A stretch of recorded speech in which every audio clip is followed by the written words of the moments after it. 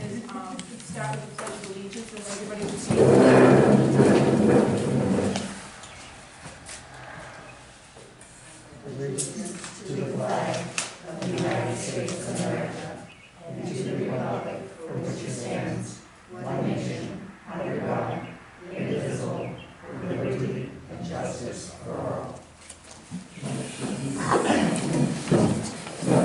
Thank you, and thank you everyone for coming. We really appreciate you being here. If you guys have to just to get through Articles 1 through what you want to do. Well, why don't we just rotate through? People have questions, then they can stop us. Okay. Is Article 1 just to choose a moderator? Is that Yes. it?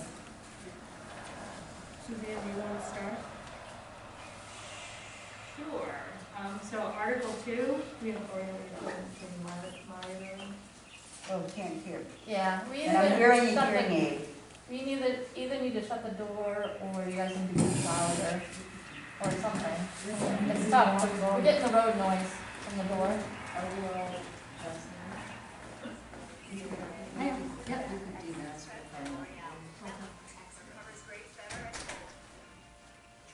We've all been vaccinated, just so you understand why we just took our masks off. We just keep doing that. Me too. Me too. Just so you can hear us.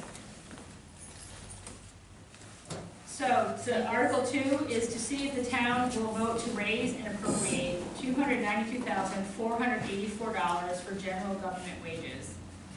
The selectmen recommend this 3-0, and the budget committee also recommended this. Is there any questions or discussion? Just so we have context, presuming we pass everything on the warrant, what do you expect the mill rate for the town to be this fall? We expect it to remain the same at 10.5, 10.5. Okay. Thank you. Any other questions on Article 2? What's Article 1? To choose a moderator. Oh, okay. Article Just- 3? Yes. I'm just curious, that there are other articles where they specify the wages for like the shellfish warden. Is that in this number also, or how does that work? No, the shellfish warden's wages are in a separate article, Article 10. Yeah, All other wages, with the exception of paid volunteer firefighters, are in Article 2. thank you. Would you specify what those are? Or at least the top 10? For the positions, Yes. um, Dollar amounts. okay, we have the town administrator at 71,820, the tax collector 57,841, town clerk 48,222, the code enforcement officer is 42,848. The part-time assessing agent is 26,160. And then we have the stipend positions, health officer 1578, road commissioner 8085, animal control 2052, harbor master 2332. The fire chief is 12,312. And then we have the deputy at 3,500, two fire captains at 1722, and two lieutenants at 912. Thank you. Article 3, to see if the town will vote to raise and appropriate $156,800 for insurance and benefits as detailed below. All of the town employees are covered by Social Security and Medicare. Selectmen recommend 3-0, Budget Committee recommends. Any questions? Article 3? Article 4, to see if the town will vote to raise and appropriate $115,140 for town administration as detailed, and that essentially is office expenses, technology, place clean and tidy. The recommendation is 3-0 on the select board, and the budget committee also recommends it. Yeah. Yeah, sorry, just since this is ballot, is this what we're going to get at the polling place? And then a card to fill in, or how is that? You'll have a ballot with each of the articles on it. You will not have the explanations, just the articles. So we won't have what's in the box, we'll just have what's Right. above? Correct. Okay, We're not allowed to put explanations on the ballot. As they may be considered persuasive. okay, so this is sort of what it will look like, just minus the Yes. boxes. Okay, thank you. Any other questions? Take it away, Suzanne. Article 5, to see if the town will vote to appropriate an amount not to exceed $150,000 from the long-term capital improvement fund to conduct a revaluation of all real estate and personal property. The selectmen voted 3-0 to approve that, as did the budget committee. Are there any questions?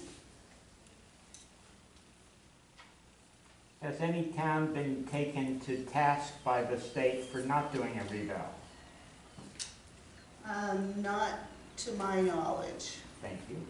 They will strongly persuade towns to do a reval, but I don't think they force it on anybody. Are they gonna pistol whip anyone? No. Okay. But it does help ensure that we have fair taxation. Correct. And although we don't have our figures from the state, from Maine Revenue Services yet this year, our quality rating on our assessment has been falling. And it has been since 2006, since we've had a revaluation. So it would make sense to conduct a revaluation. But to be clear, it's, most all towns, the quality rate is falling because of the way real estate sales are. Yes, that's It's definitely not a just West factor. Bath, it's the overall, every town is falling for the same reasons. Right. And doesn't the quality rating affect what we get from the money, from the state for money for It subsidy? does. It affects the value of your homestead exemption, for example. Instead of $25,000 for a homestead exemption against your property taxes, if the ratio is not good, then the amount that we can give for an exemption decreases. When you do a reval, do they come and look at the property, or do they go inside the property, or how's that go? They'll come inside the property if the property owner allows them to. They do what they can. The best way to get an accurate value is for them to enter the home, Right. but it isn't required. And what are the measures taken to protect our privacy if we, want to help ensure it's a fair reevaluation? Are they sworn to some sort of, if they see something in my home, how do we, because that's usually where we want to protect ourselves. So of course, Right. wanting to do the right thing, at the same time wanting to protect my privacy. How's that handled? Do we know yet? I'm not sure Okay. how Thank you. they're required to handle that. Okay, thank you.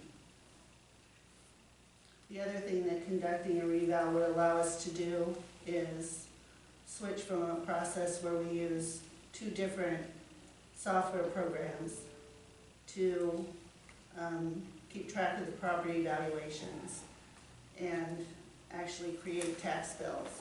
Those 2 programs have been problematic and have made the process of getting your tax bills ready each year very difficult.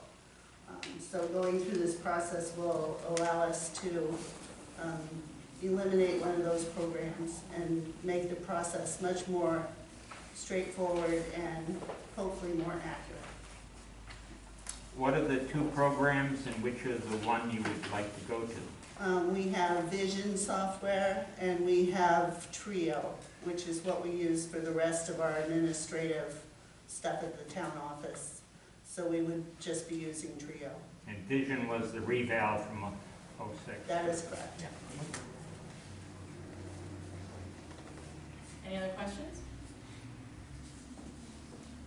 Article number 6, to see if the town will vote to raise and appropriate $20,000 for legal. Selectmen recommend, the Budget Committee recommends. The reason for the increase in the funding is to help us negotiate an appropriate lease term for the solar array property. We want to make sure that we have legal representation so we can get the best deal that we can get and not enter into some, don't want to get into any problems where we do harm to the town, where we don't negotiate something appropriately or properly. So we are going to ask the attorney's assistance with that lease agreement. Any questions on the legal fees? Article 7, to see if the town will vote to raise and appropriate $211,832 for protection as detailed below. And you have the totals. And those are recommended by the selectmen unanimously and by the budget committee. The fire department incentive does include a $2,000 department raise, not individual, but just department. Yes, I It believe so. does. It does for sure. I'm just checking the figures. And how does the ambulance cost compare to last year?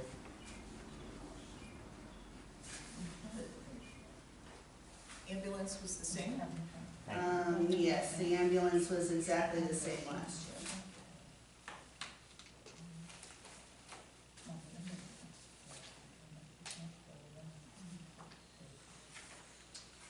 year. And the wages for the fire department incentive pay, last year it was $20,315, this year $22,580.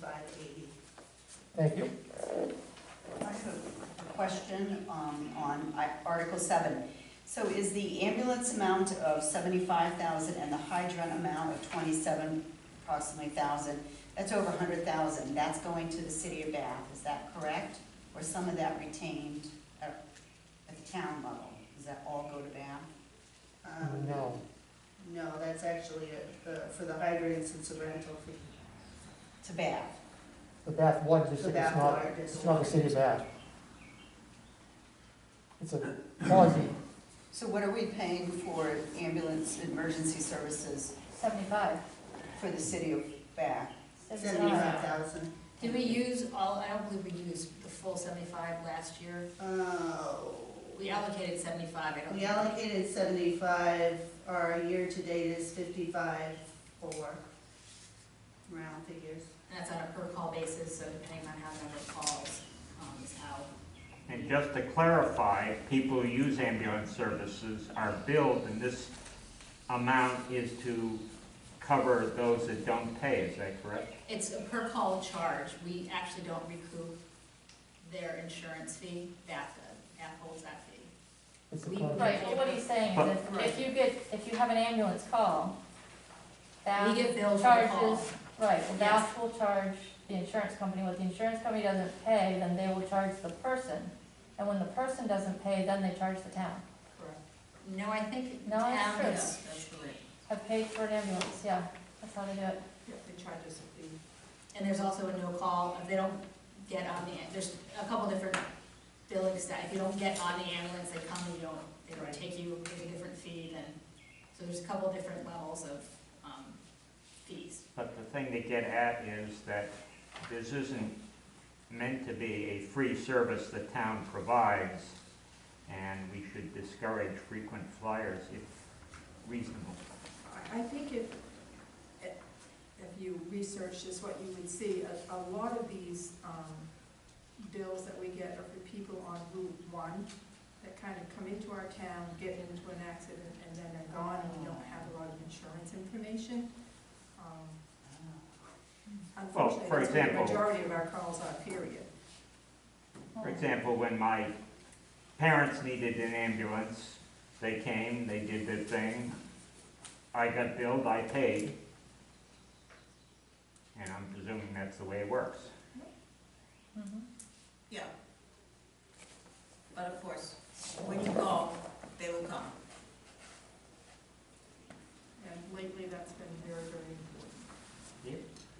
we still, with roughly 45 days to go till the new calendar year, we have essentially $20,000 that we have not consumed out of the allocation.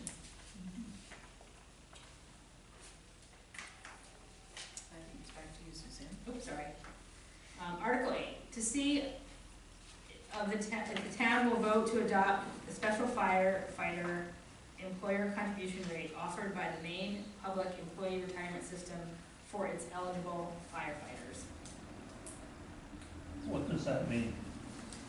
So the Maine annually assesses and, if needed, adjusts the contribution rate of participating employers. The employer contribution rate for full year 22 is 10.3 for regular plans. The special rate for eligible firefighters is 11.3. The fire chief is currently the only employee who would qualify for the special rate, which is a difference of 1%. I need to get one of your copies that has the box. Oh, When I printed off the Oh, I internet, see. didn't have the boxes. Yeah. Sorry. no, Thank you. Is there any other questions on 8?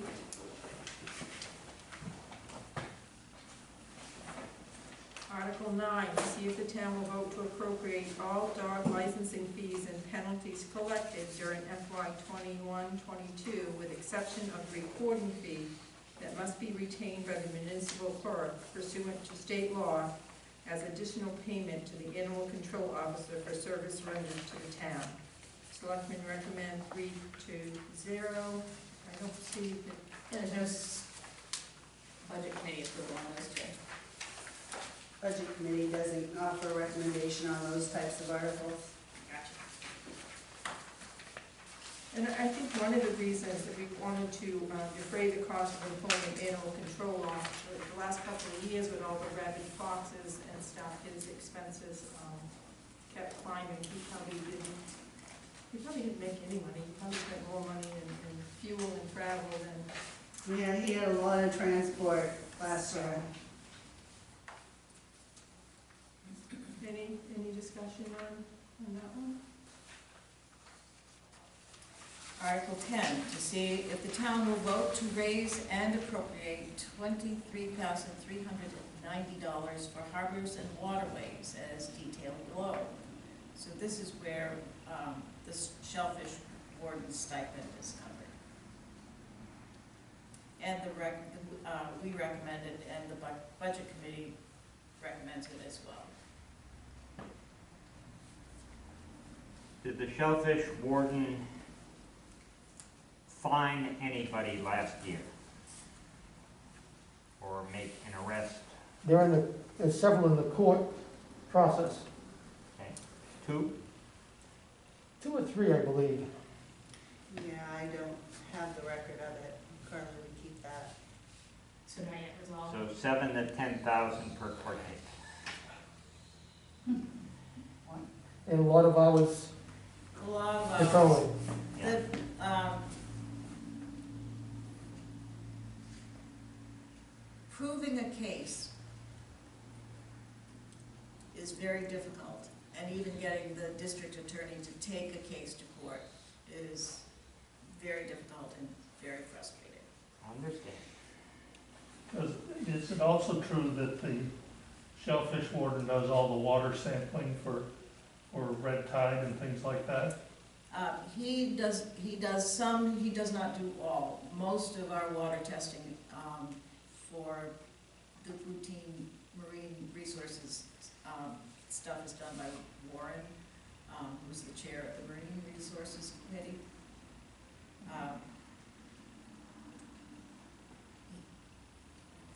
Doug goes out day and night to check on what's what. You'll see him around. Any other questions? Article 11, to see if the town will vote to appropriate up to $4,132 from the boat excise and mooring fee, main resources fee, joint revenue account for the harbor master's stipend and reimbursement expenses. The selectmen recommended 3 to 0. Any questions?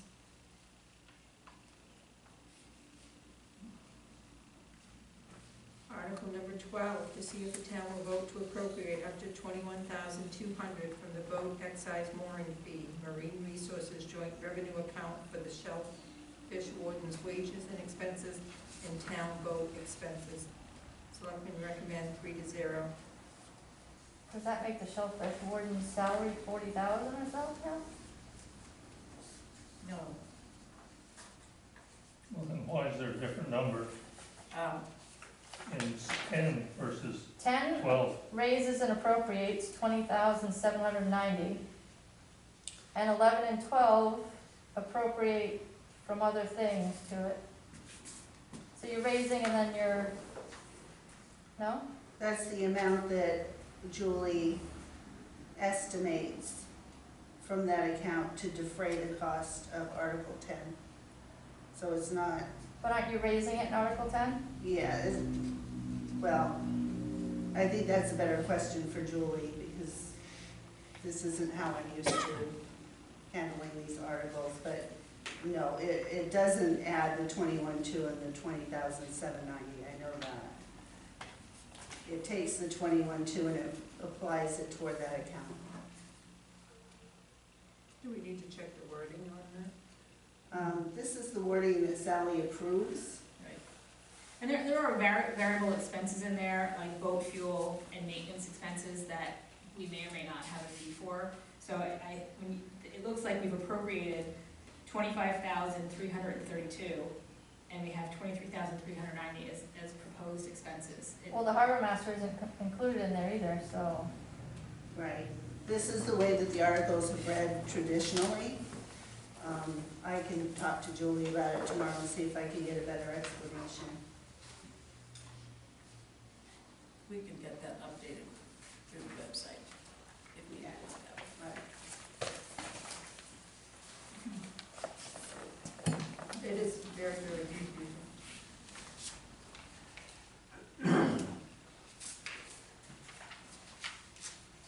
The absentee ballots are already printed. Yes. Well, the figures are correct. We're just not able to explain it very well. Will you be able to put an explanation on the website?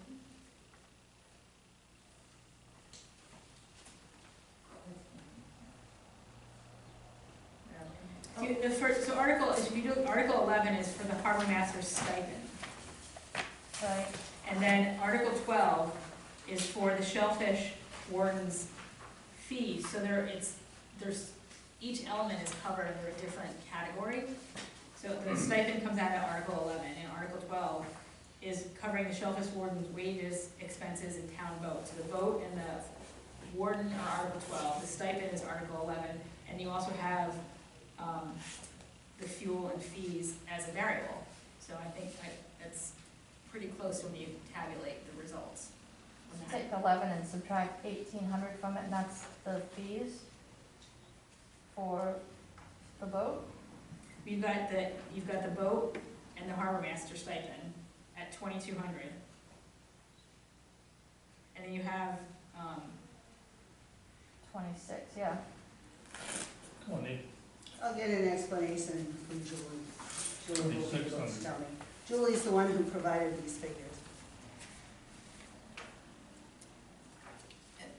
And presumably that's how she's been paid for. So, Yeah, traditionally, this is how those articles have been laid out. to see if the town will vote to raise and appropriate $12,750 for sanitation as detailed below. And you see the figures, and the solid waste covers the cost of our roadside recycling, and the recycling committee's appropriation is intended to cover the cost of hazardous waste collection, which is typically held once or twice a year. If it isn't held, then the money is not spent. It is recommended by the board and by the budget committee. any question? Article 14, to see if the town will vote to raise and appropriate $1,800 for garbage to garden composting program. The selectmen have recommended 3-0, and the budget committee also recommends. Are there any questions about the program? Sorry. Article 15, to see if the town will vote to raise and appropriate up to $131,750 and to appropriate 2021-2022 motor vehicle excise tax revenue for public works for a total appropriation of $621,750,000. It is listed out there, the different general road, salt shed, street light, snow removal. Selectmen recommend 3-0.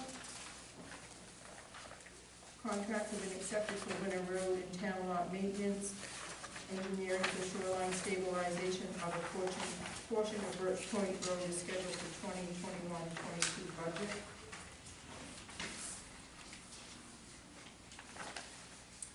Article 16. Shall the ordinance entitled Ordinance to Establish Board of Road Commissioners enacted on July 31st, 2014, which provides that the Board of Selectmen serves as a 3-person board of road commissioners, be repealed. And the Selectmen recommend, possibly pray, that this be approved. This was intended as a temporary holding pattern to facilitate the move from the road commissioner being an elected position to an appointed position. This doesn't eliminate the road commissioner. It just clarifies how that road commissioner is chosen, and it actually gives the responsibility for being road commissioner to people who know something about roads, which one of us has family connections, has probably learned a lot about roads. Some of us have learned about roads because all of a sudden we had to find out about it. But this clarifies that, and we do really hope that it is approved. It does not, it will not change the status quo at all right now. Does that Board of Road Commissioners cover the town if for some reason something happens to the road commissioner, is ill, leaves on vacation, decides to move so that the town doesn't have to scramble to elect or appoint another road commissioner? Wouldn't it be smart to leave it in place? We really can't, because if we have an ordinance on the books that we don't intend to follow, we're operating illegally. So we would have to act, if a scenario like that occurred, we would have to act based on whatever happens. We can't leave an ordinance on the books that we're not following. And if you vote in a person, it's more difficult to remove them than if they're appointed. No, I understand that, but I thought that this was just a stopgap for if for some reason we were without a road commissioner for a period of time, that the selectmen stood up and took over until they could be replaced or whatever. We can call an emergency meeting of the select board to fill any emergency vacancy, so that the ordinance is not necessary. It can be, any potential issue with having a vacancy can be taken care of fairly rapidly. And if you have a sitting road commissioner that decides to take 2 or 3 months off in the middle of the winter, like some people do, I what think happens? that's fine, because we're also gonna establish a road committee, we're gonna have this, that is gonna be setting up what the priorities are for this town, and what needs to be done, and how we need to look at this position going forward in the future. So you have the road committee cover? Absolutely, I think we could do that Good in the idea. short term, and then we can, but I don't think we're gonna ever be left in the position that we have been in the past, so I think with this formation of a road committee who have experience and know this stuff, and they will work to set all the priorities and the spendings. And this was kind of a bridge the gap until we could rectify it, so it never got removed. it just kind of stayed in effect. And we never appointed a board of road commissioners, So it's. so nobody's appointed to that position. And repealing this does not stop the select board from oversight of the road commissioner's activities and complaints and anything else. Correct. Now, Yeah. I've watched you guys work with the road commissioner, I think it's an excellent relationship, and I understand that role completely. Any other questions or? I think you're on, Suzanne. Okay, so, Article 17, to see if the town will vote to raise and appropriate $300 for cemeteries. The select board, you approve that 3-0 as the budget committee also recommended it. And hopefully you've seen the Eagle Scout project that was established on Berry's Mill, who lays out the maps for our town residents to find the cemeteries throughout the town. Article 18, to see if the town will vote to raise and appropriate $8,677 for community agencies as detailed below. Agencies are invited to request funding annually. Agencies that seek funds every year send a letter of request by the end of February to be placed on the warrant. Agency requesting funds for the first time must submit a petition signed by West Bath voters to be placed on the warrant. Any questions? Article 19, to see if the town will vote to raise and appropriate $35,419 for the patent-free library. An appropriation is requested annually by the Library Board of Trustees based on a formula that is applied to all member towns. Are there any questions? The reason for the one selectman non-approval? I wanted the town to have the opportunity to consider school choice, or library choice like school choice, giving the community a chance to choose libraries other than the patent-free library. Based upon some of the numbers that we've received at the budget committee from the library, the utilization is down 40% year over year. And the members that we've received, new members, membership cards in 2020 were 480 cards. Of that, 37 were from West Bath, 14 were from Arousic, 329 were from Bath, and 28 were from Georgetown, and 49 were from Woolwich. So I just want to make sure that we had options available to us beyond just the patent-free library, and it looks like the majority of that is being serviced by Bath. I have some comments, and which provides some historic background to funding for the, Marilyn, I just want, should we do this all now, or is there another yeah, section? why we not? talk We don't have a about? separate section for Are it. we gonna bring up the? And then I have some questions. The, We might as well talk Swap about the over. survey okay, Marilyn, right sorry. now. I understand, I got some information that there was going to be a survey sent out in reference to the library. I understand it's going to accompany the 2021 town warrant. I don't know if that's true. The survey, as I've seen it, is simple in its nature, possibly too simple, and lacking in necessary information to assist respondents in providing an intelligent response. I would like to know why the survey is being presented at this time and who promulgated it. And some background information on this. I believe in 2017, the selectmen established a citizen committee to find facts and make recommendations concerning providing library services for the residents of the town of West Bath. I was a member of that committee.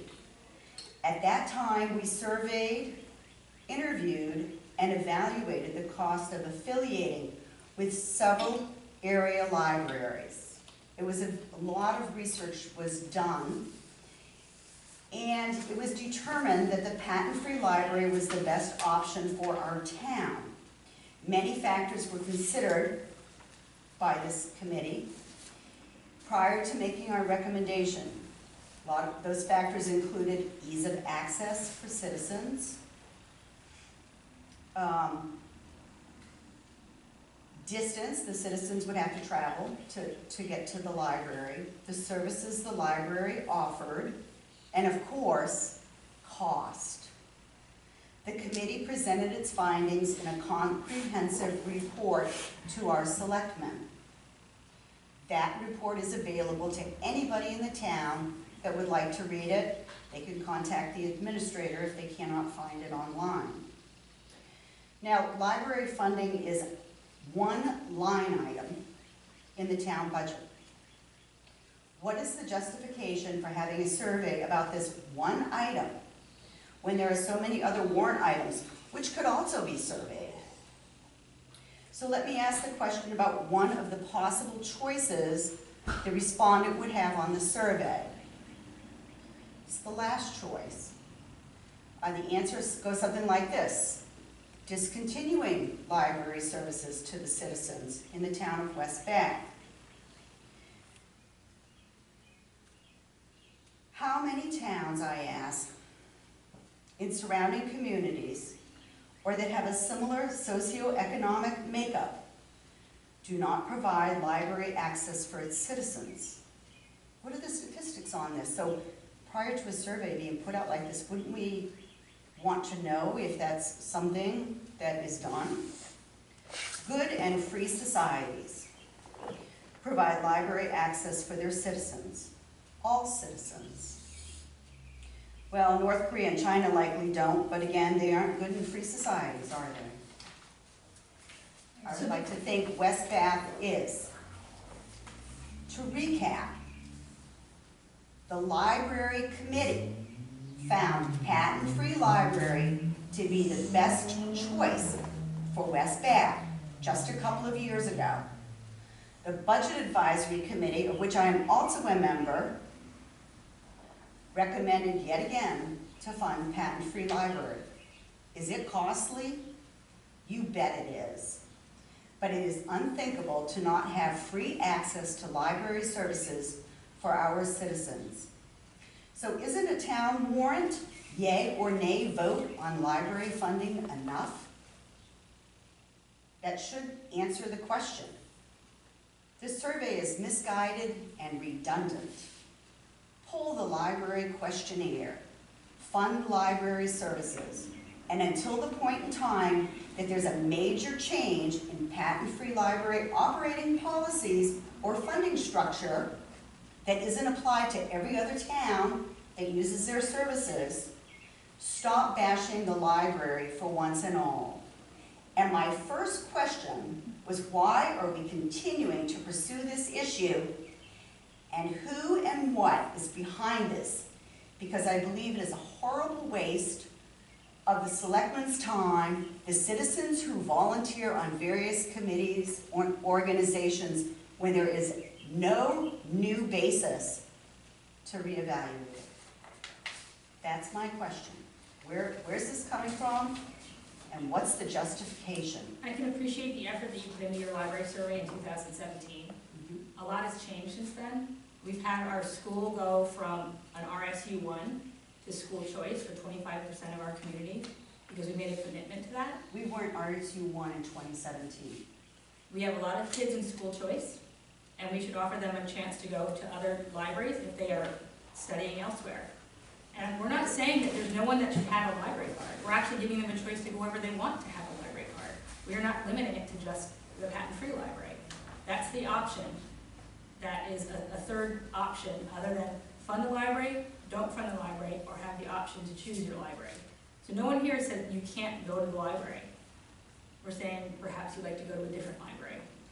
So the citizens of West Bath that serve on the Budget Advisory Committee and the Library Advisory Committee looked at all those options, and it was going to be much more expensive for the town of West Bath to have people going off to this library, that library, or whatever. Now, I understand about students going to other schools. I get that. I went away to a different school than the one in my community. I also use the library at my school. So it doesn't mean that they don't have library services. It means that their family is making a choice to send them to a library, to a school that doesn't utilize patent-free library. And that's all well and good for the haves.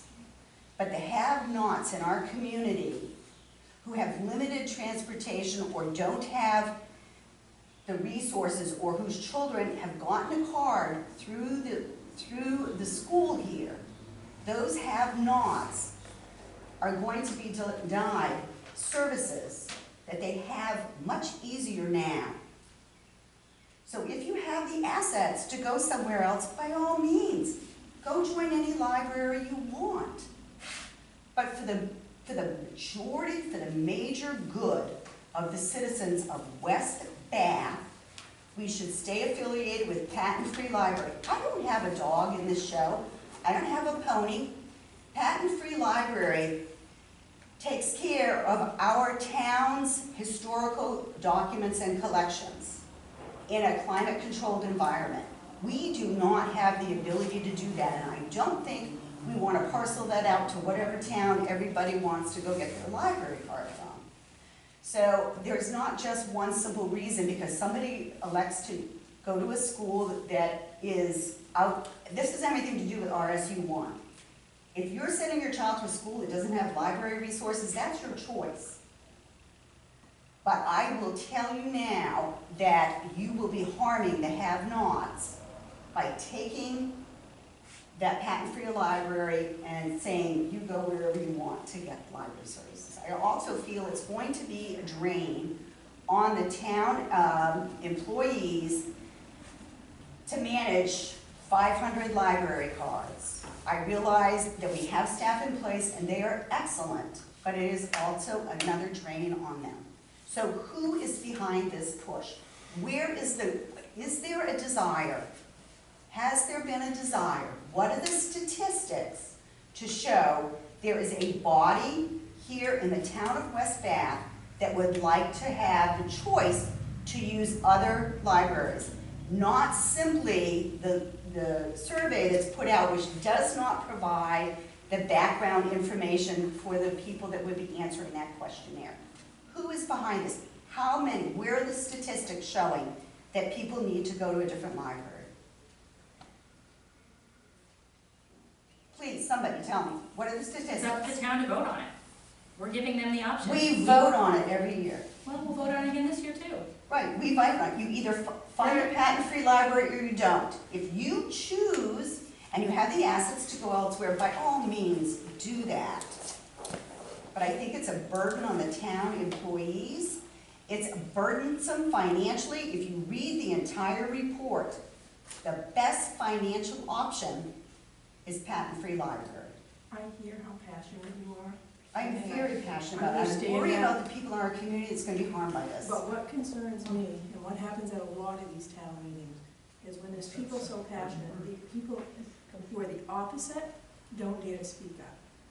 They should speak up. I know they should. By but they all don't dare means, to. And please I think do. sometimes when we have this kind of free speech, some people can't do it. I think the library. They can come to me. I served on the committee. I would love You are to hear. too passionate for someone. Because I served on the committee. I didn't have my mind made up in I advance. think the They can library- contact a selectman, they can contact the town I think administrator. the library Please. is gonna go through, I don't think this is gonna change Yeah. anything. I think what we need to do is put it to bed, once and for all. I agree, unless something changes, and certainly we should, I'm not saying not examine this, but let's have a reason why there's gotta be a preponderance of people that are concerned about it. Right, so And if we we don't get that seem to have survey, that. Marilyn, and it comes back, there is none. That's We just fine, think there is. but it's just, people don't Or if there understand. is, then do we pull together the library committee again? By all means. And that's what I'm thinking, and I'm not speaking for her, but I'm just trying to say, I'd just like to see where we land, give it a shot, and then it's not a done deal. At this end of this, Fine, the it's not a done survey deal. needs to provide, the answers are too simplistic and folks they need to know the financial implications of an answer. So if you say go to any place you want, there's a huge financial implication of that. So you need to present that information to them so they're making informed decisions. The way it has been proposed, what I saw, is not going to provide the respondents with the information they need to make an informed decision. That's my issue with it. We need to present the survey in the same manner that we have to present the ballots. We cannot put additional information on the survey. It's not part of the warrant. It's not part of the warrant, but we're not gonna send a questionnaire in to the voting booth or in an absentee ballot envelope with additional information on it. How often do we do People this? can very easily contact Patent Free and get statistics. I think that's the best way to get accurate information about what the library offers, and I'm sure Leslie would welcome it. How often do we do this? When do we do this and have these auxiliary surveys that are? I don't know that the town's ever done. So The I reason would why ask we're the going town to to give it, there may be a different time or a Well, better. this is already way been to do it. decided at a public board meeting. This is happening this year. It- It's already in with the absentee ballots. And the hope is that it will put this question to rest. Until next year. No, I think this is a fine, we're not gonna do this again. This is a Well- chance for the town to have a unanimous participation on a survey where and they can put what their true feelings are in every single piece on this ballot. They are allowed to truly vote from their heart.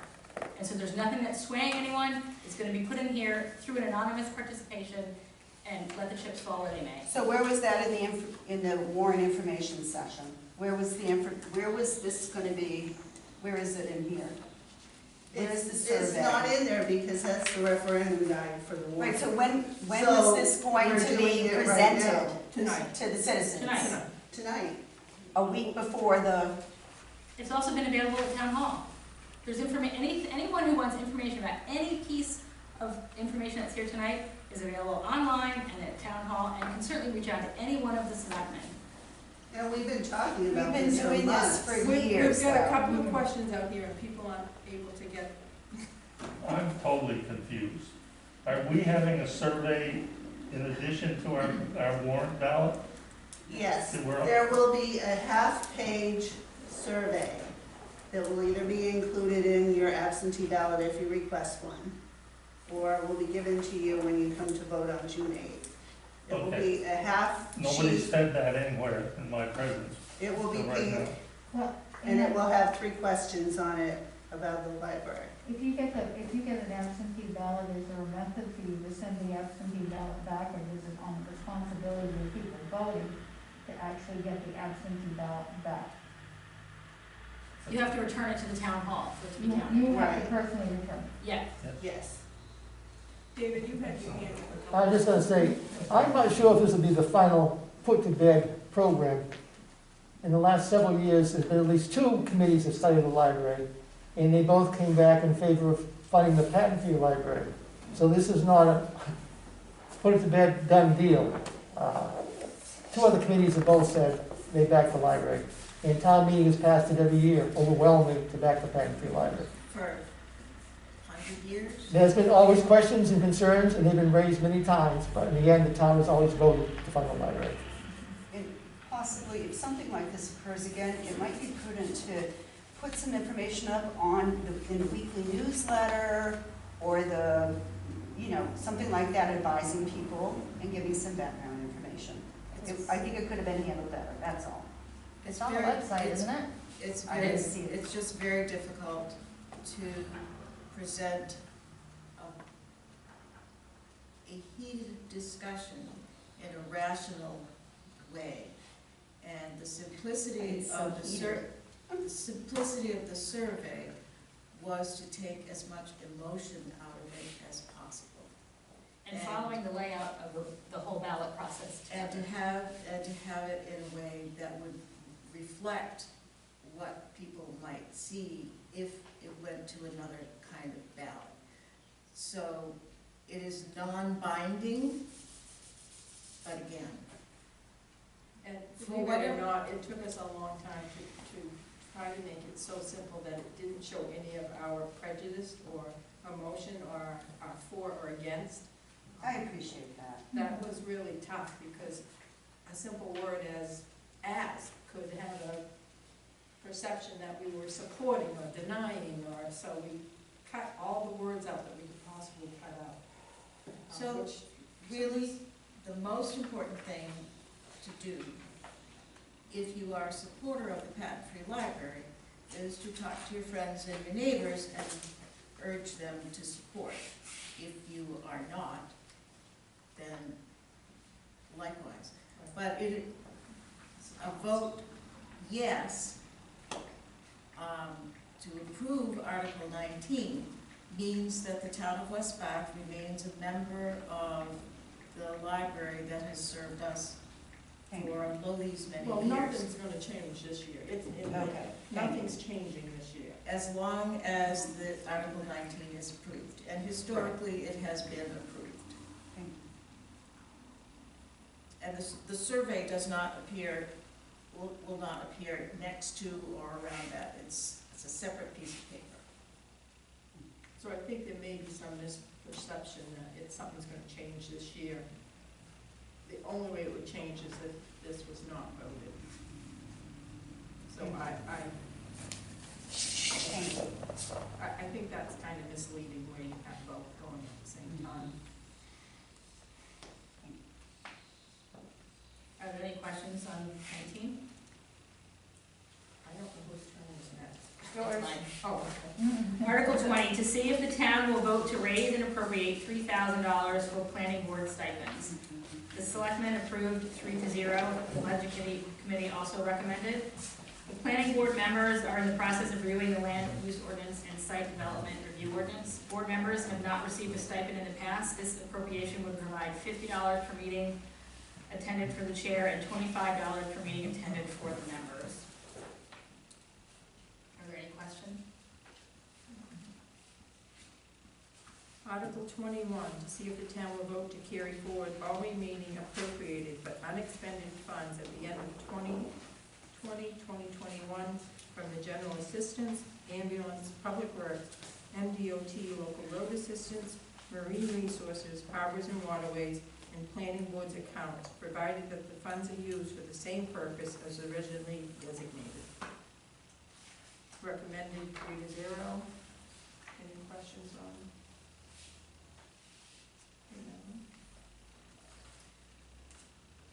Article 22, to see if the town will vote to transfer $50,000 from unassigned fund balance, known as surplus, to be deposited in the long-term capital improvement fund reserve account.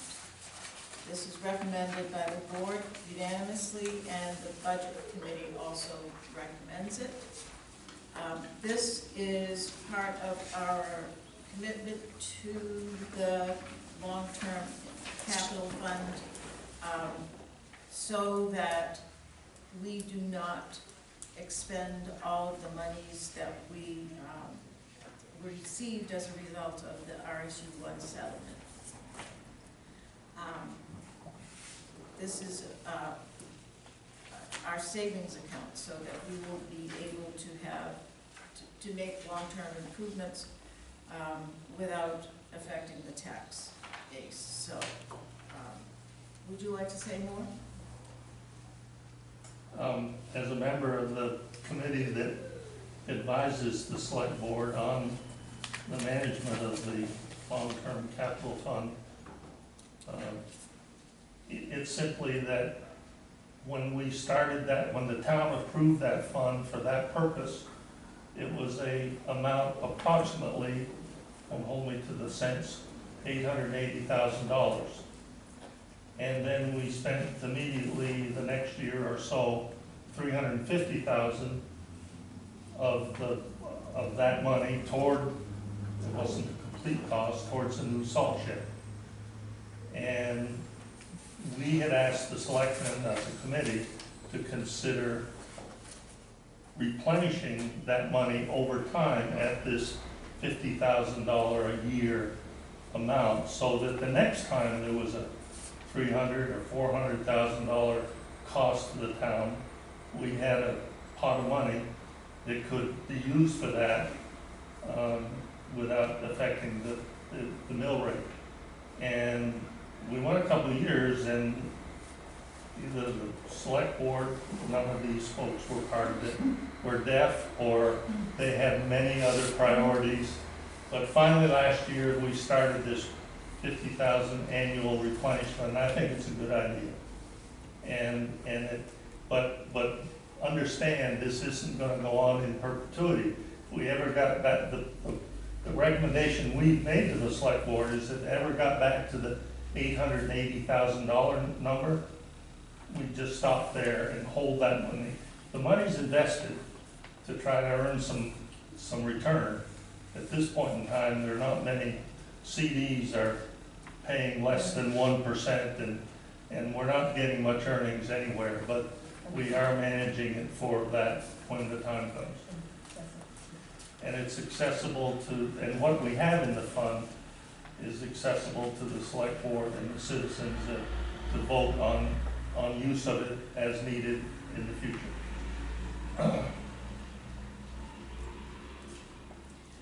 I confess, I was part of the board that helped make that decision, and I forgot. So I appreciate your bringing that to our attention so that we could fulfill our original intentions.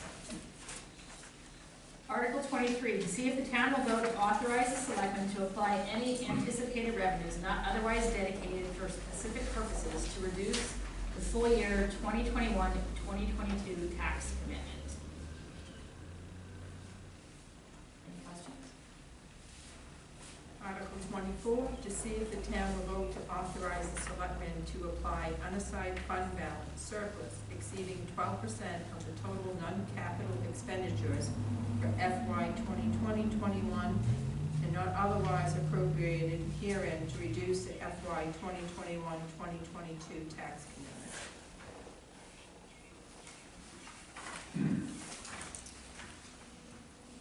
Seeing no questions. Article 25, to see if the town will vote to authorize the payment of tax abatements approved by the selectmen/assessors, we serve simultaneously as both, from the property tax overlay or, if necessary, from unassigned fund balance. This article allows the Board of Selectmen, acting as the Board of Assessors, to grant property tax abatements using surplus funds not assigned to budgeted items. And that's a routine vote. Any questions? Article 26, to see if the town will vote to fix the date of October 15th, 2021 as the date when full year 2021-2022 taxes shall become due and payable, and to charge 6% on unpaid taxes after that date. Any questions?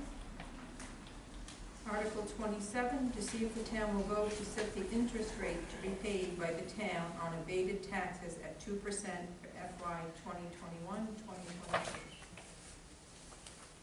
Is that a consistent number that we have used? And I bring that up because of current interest rates. Yeah, the interest rate is set by Maine Revenue Services each year, so we abide by what they require. To see if the town will vote to authorize the tax collector to accept prepayment of taxes. No interest shall be payable on any prepayment. We are required to vote to accept prepayment of taxes annually. Any questions? Article 29, to see if the town will vote to authorize the selectmen to direct the treasurer to waive foreclosure of real property tax and mortgage if they determine such course of action to be in the best interest of the town. In some circumstances, the Board of Selectmen may find that it is in the best interest of the town not to foreclose on a property. This article gives the Board of Selectmen the authority to make the decision to waive foreclosure. Any questions? Article 30, to see if the town will vote to authorize the selectmen dispose of town-owned personal property with a value of over $500 and deemed by the selectmen to be surplus on such term as they deem advisable. Article 31, to see if the town will vote to authorize the selectmen to sell and dispose of all tax-acquired property held by the town on such terms as they deem advisable, and to execute quitclaim deeds for such property, except that the selectmen shall use the special sale process required by 36 NRS 39C for qualifying homestead property if they choose to sell it to anyone other than the former owner.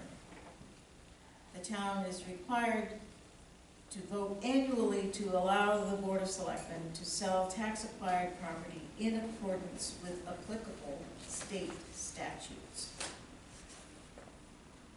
Questions?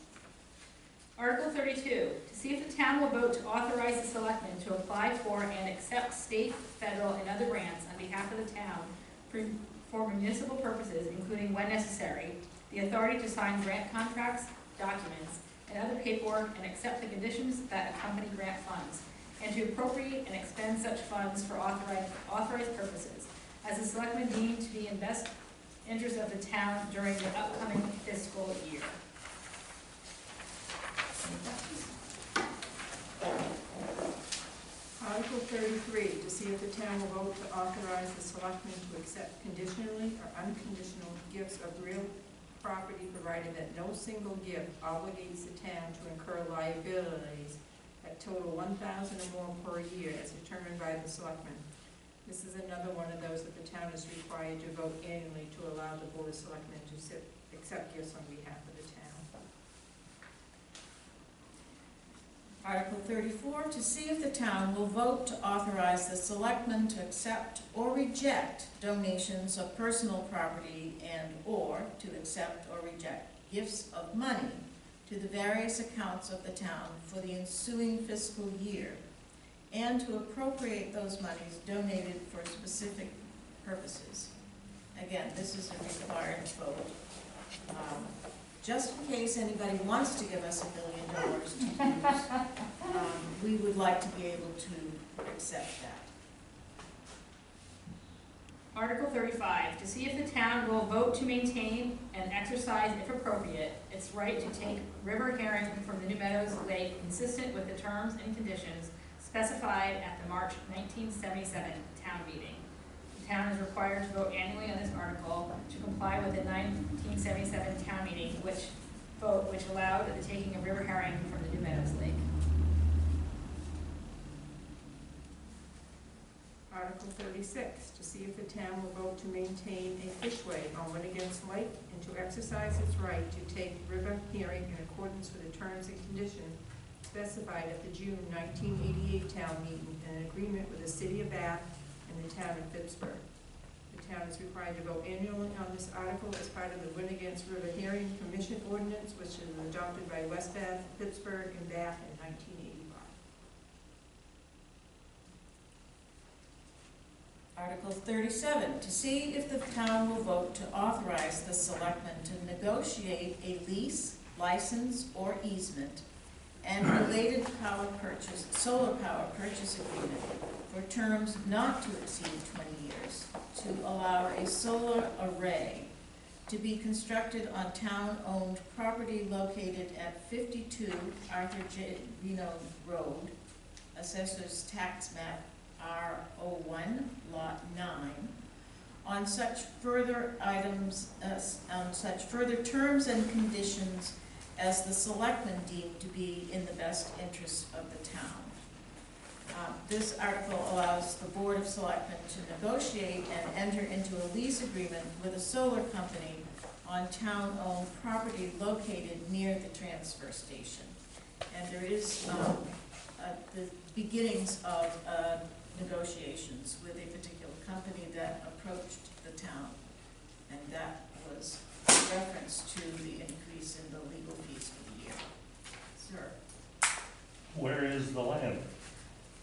Is it on land or building? Up by the transfer station, Beyond, up and back. beyond the transfer But station. it's on separate land, it's not on a roof or anything. No, Correct. it's not, it's on the land, not on building. So it'd be beyond the salt sheds, land cleared, Yeah. and they would build the solar array out there. Right. It's Near the actually power lines. some town property and some and a residence property, so it's quite a big area out there. They're going on both sides of the power lines. No, I don't think so. They did say something about power, but I think the power, they were just talking about being out there. It's the access to that they're interested in, but doesn't go on both sides, as far as the proposal goes. Because the land crosses. The what? The land crosses the power line, it's on both sides. The parcel crosses the power The line, it's town on both line. sides of the power lines. I don't physically know the location. I've been to look at it. And Frank, I'm not interested in going these ticks or anything, to be honest with you. And the company that approached the town did not have full plans, and what we have said is, let's develop a proposal. So that's, I assume a proposal would be brought to the citizens a year from now, if or in a it's, special meeting. if it's developed by then, yes, yeah. We are truly in the infancy stages of this opportunity. Article 38, shall an ordinance entitled 2022 Amendments to the Land Use Ordinance regarding the 30% expansion rule on non-conforming property be enacted. The proposed ordinance amendments are available for review and inspection at the town clerk's office. Any It's questions? really not gonna be available at all that night for the vote? No, again, we can't offer information at an election. People need to educate themselves ahead of time.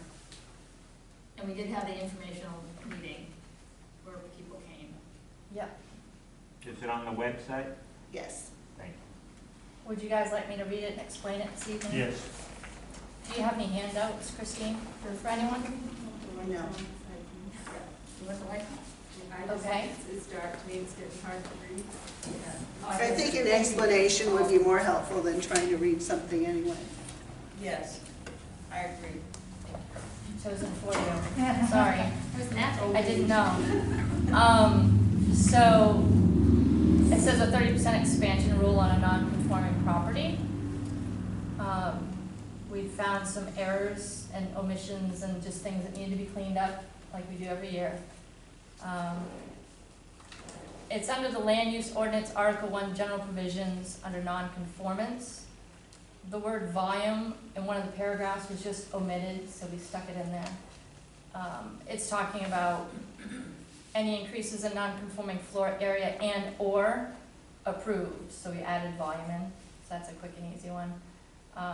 The other is that we modified the ordinance to reflect the requirement of an affidavit to record the building expansion when you utilize the 30% expansion.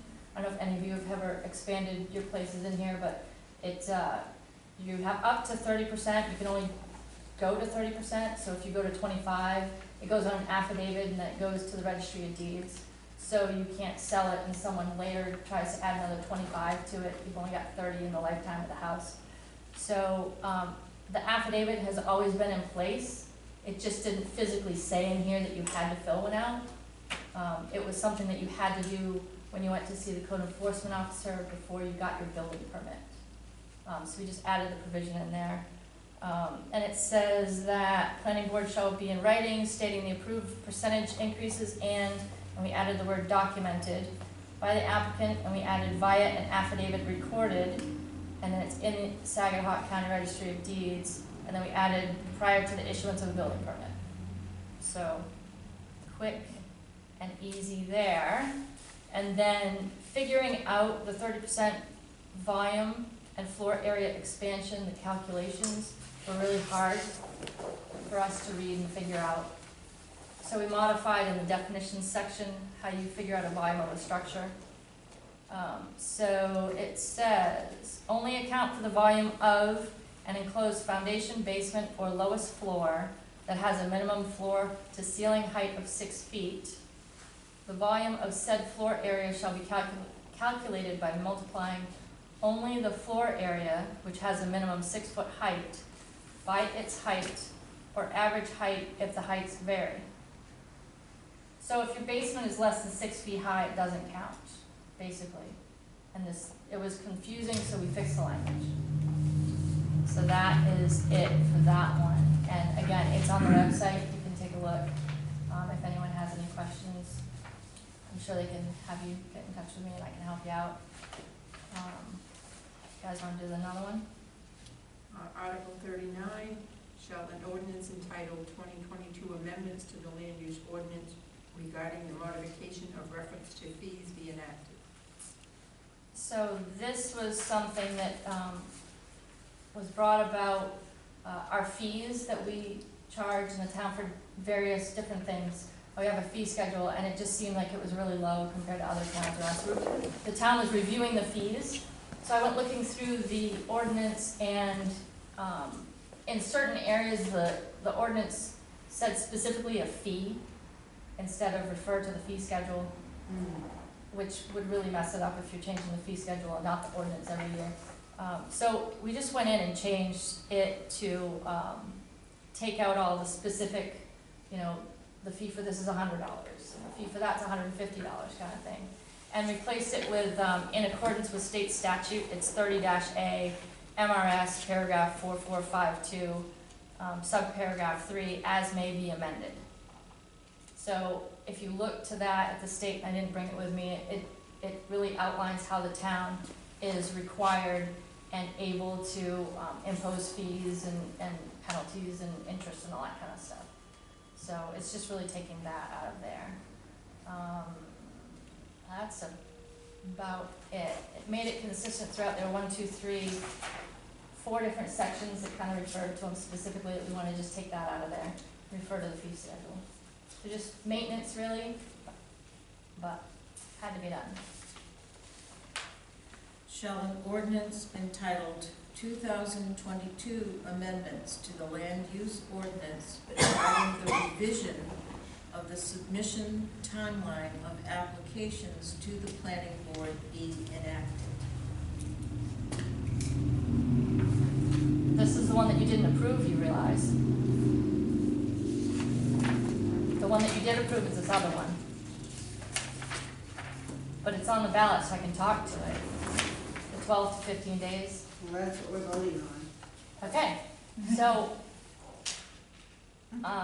basically we have in the ordinances that, a submittal has to come in to the town 12 days before the planning board meeting. What that does is gives us time to put it in the paper, review it, make sure it's complete, put it in the paper for the notifications before the meeting. So we had it at 12 days. We found out that there was an issue and we really want to go to 15 days because if you are 12 days before the actual meeting and it's a subdivision plan or a site plan that requires a hearing, like a public hearing, so someone's putting in a subdivision next to your home, we have to have a hearing beforehand. The hearing has to be advertised twice. So if you bring it in at 4 o'clock on day 12, Julie in the office has to advertise it by noon on June 11 the next day, which gives no one time to really get in there and take a look to see if it's complete and should even be on the agenda. So we wanted to go back to 15 days, which gave us an extra couple of days. And that's all this is, changing the number 12 to 15. That's it, but that's why.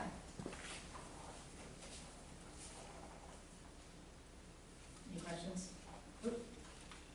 I don't have a question, but I have a comment. That you can't read that article and know anything about what you just said. I know. And That's legally required. Unfortunately, I understand the concern. And we did have a planning board hearing last week, it's not a hearing, a Yeah, workshop. it was a hearing. Was it a hearing? It was we had a hearing, because we're supposed to have 2 different hearings for the ordinances, and one was at our last meeting, and 2 people showed up.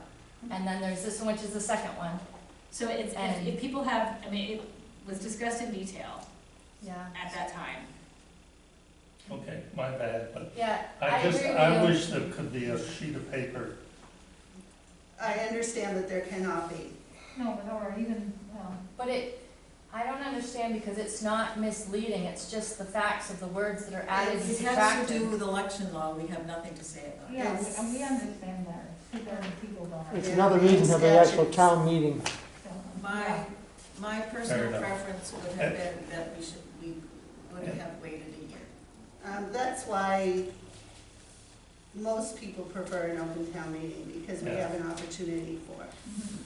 I'm still not sure why we're not having one this year, but that's okay. Because we couldn't know what was happening with the pandemic. We had to plan so far in advance to get all of this Again, completed, election law. to follow all the laws that we can't, we had to make a decision and stick to it For the at same that time. reason that July 4th, that parade was canceled, because they had to make a decision so far ahead, Right, that now they can't get those things in place. right. And everything else has been canceled all summer. Except some, we're still going to have some. I hope you're right. Are you sure? Yeah, we're gonna have some, Are you sure? Well, I think today was kind of like a preview. yeah. Your phone's doing something, so I was But, Yeah, we're trying to record the audio. Final Article 41, written ballot required by statute to see if the town will vote to increase the property tax levy limit established for the town of West Bath by the state law if the municipal budget approved under the preceding article will result in a tax commitment that is greater than the property tax levy limit. The town is required to vote annually on this article to allow taxes to be raised in the event that the commitment is greater than the state mandated levy tax allows. And it isn't, We're not exceeding Thank that. goodness. yes. And that would be the final article. Well, then the school budget will also be included in the referendum ballots. And that, their meeting is actually tomorrow at 4:30, should you wish to hear their review. And that's online. Can you give us a preview? Is the school budget going up dramatically, staying the same? Not to, They did an excellent Wasn't job. it It's about 2% or, it's $140,000 increase, I believe. I mean, they've done just a superb job through this last year of being able to handle everything and all the unknowns. and keep the kids in school. Absolutely. And we do have some CARE Act funding, it's just wonky on how they're gonna allow us to spend it. So we really can't tell you what it is or how we're gonna spend it, or hopefully soon, it'll be much clearer, but it'll be too late for this purpose. And it's paid over, is it $95,000 paid over 2 years? Yeah, so. Yeah, And we're somewhere trying to in figure that. out what we are allowed to allocate that to. Right now, they've stipulated for sewer and water, and West Bath doesn't have public sewer or water to, so we're, maybe. you have water? It'll be able, but you're not on a well, you don't have public water. We have- Some do. Not everyone. Some do. Well, they're all over my house. It's not our public water system, it's, Maybe they Yes, can that's one of put the- it towards the roof. To be But fair, there may be extend things it that to we my can house. do for roads, I mean, it's for infrastructure or broadband, which is one of the, so that we are trying to figure out where their descriptions provide opportunity for us. 'Cause The major, so far, it looks like the major issue is that you can't use it to replace money that we would ordinarily be spending on regular town expenses. So we can't use it to pay Christine's salary, for instance. But we do have a section of town that does not have broadband on Mountain Road, so there may be a way to use it there. We just don't, we don't know what it is, where we're allowed to spend it or not yet. It sounds like the state budget's in good shape with the, full funding again in schools, I think it's gonna be helpful to us. So, Particularly helpful to know. I'm sorry, I didn't hear what you said. I just said particularly helpful to know in a decent amount of time. Yeah, I mean, it should, as soon as we figure out what we can do, we'll be able to then, evaluate how to do it, where it's a benefit to the community. We just don't know what, they've got, right now, the guidelines are narrow, and I think they're gonna expand them because it doesn't allow certain towns like us to, potentially use it all. And any spending from that pot of money requires a vote of the town. So we can't just go ahead and spend it on broadband or, you know, whatever we deem appropriate. It requires a vote of the town to spend it.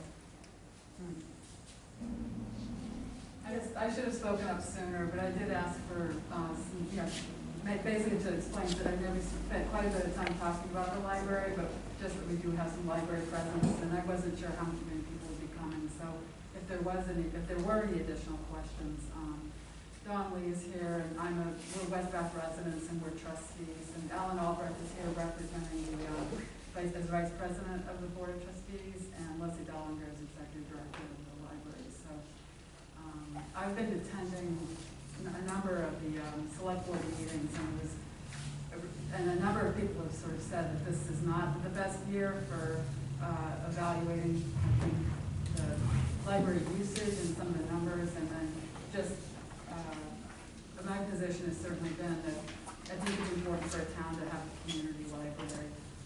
This is the only informational session to be able to talk about it and have give and take. And I've had concerns with that the straw poll or the advisory vote is going to be confusing because in one way you're asking for the funding and one article, the way it's been done every year, but then you're going to have this piece of paper coming home and looking at it. If you've done it as an absentee ballot, then I'm concerned how it's going to be impacting how you might be voting for funding. So I think for those that may be, I'm just going to reiterate what's been said, is that if you have feelings supporting it, is to get that out there. But if you do have folks, you know, that answer questions, and my position has been to try to strengthen the relationship and try to embrace town-free library where we do have a long-standing relationship and make it be more of a community library for West Bath, even though it's physically not located there. Is the straw poll gonna happen after they're done voting? Like, are they gonna vote, and then you can give them the straw You gotta straw vote at poll the at the same very time. end? So that It they depends. finish You can do voting it- and then they can do it? You could do it first, you could do it last. Because it's in the absentee ballot envelope, so if you pick up your ballot, everything's in No, that. I meant here. Yeah, it's handed to them at the same time. It's handed to the voter at the same time. But remember, this is a straw poll, nothing Oh, happens with the straw poll. Yeah. I really think It's a survey. It's gonna change, if not, there will be, if for some reason it's overwhelming not to support or not to support any library, we come back to the drawing board. I'm not a resident of West Bath, but I just want to say a couple of things. I know this is being recorded, right, so people will have an opportunity to see it. Yep. Mm-hmm. And that's why I think it's important. There's something that Mary Lee said about it's to have the straw poll, but to understand what it is you're voting. And I know, I completely get that you're wanting to keep it simplistic and not have any slant anyway. But I think there's a few things that need to be said about what that means if somebody does not choose option one. One of the things that West Bath enjoys is representation in our corporators and on our board. It's a partnership that will not continue if any other option beside one is chosen. We have West Bath's collections in our history room. It's prime real estate. We make room for that. We have the town history series. We engage in conversation. We have a new homebound delivery service, which any West Bath resident who's homebound will be able to take advantage of. Not if you're not a member of town. It is not just about a card. If somebody chooses option 2 or 3, it is considered to us defunding patent-free library. So I just think that needs to be clear when people are voting. I just think they need to understand. I don't think that's true. It is, because I'll say. No, because if they choose that, it's not over. We come back and we have what you're doing right now, that's when we start those with the town again, to let them know what the consequences would be. So they know what the consequences will be of library choice. That's what I'm not sure people know. Right, but again, it doesn't end when we don't choose something else on that vote night. We come back and we discuss those things and talk with town. It does not happen at the end of I that get vote. that.